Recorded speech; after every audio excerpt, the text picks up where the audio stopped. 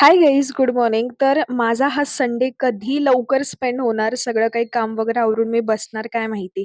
म्हणजे दरवेळेस संडे माझा हा लेझी डे म्हणून जातोच जातो, पण आता तो लेट डे म्हणून पण जातोच तर सकाळी तर मी लेटच उठले. त्यानंतर मी मालिश करून घेत होते मावशीकडनं आणि ना यार मला अचानक आठवतंय, की मी खूप दिवसानंतर ऑइल अप्लाय करत होते हेअर्समध्ये. नाहीतर पहिलं माझं असं असायचं, की हप्त्यातून 2 टाईम तर मी ऑइल लावायची म्हणजे लावायचीच. त्यानंतर संडे ब्रेकफास्टमध्ये पोहे होते ॲज युजुअल. लास्ट 3-4 वीकपासनं पोहेच बनताय बाबा संडेला तर. कधी मला खाऊ वाटतं तर मी बनवते, तर कधी मावशीला खाऊ वाटतं तर मावशी बनवते आणि कधी आईला खाऊ वाटलं तर आई बनवते.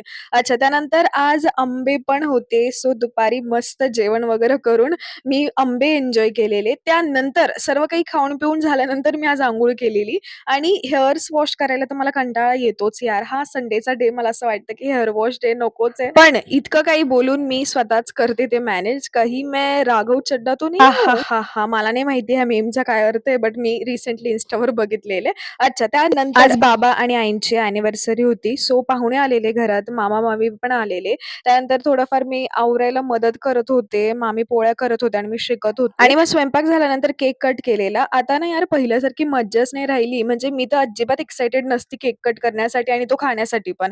एकदम असं नॉर्मली एकदम थोडासा खाल्ला तर खाते, नाहीतर ते पण नाही. अच्छा, तर त्यानंतर मावशीला मी इथे गाडी शिकवत होते आणि मग तिच्याचकडनं मी आईस्क्रीमची ट्रीट पण घेतलेली. बरं, भेटूयात उद्याच्या व्लॉगला. Bye bye, good night.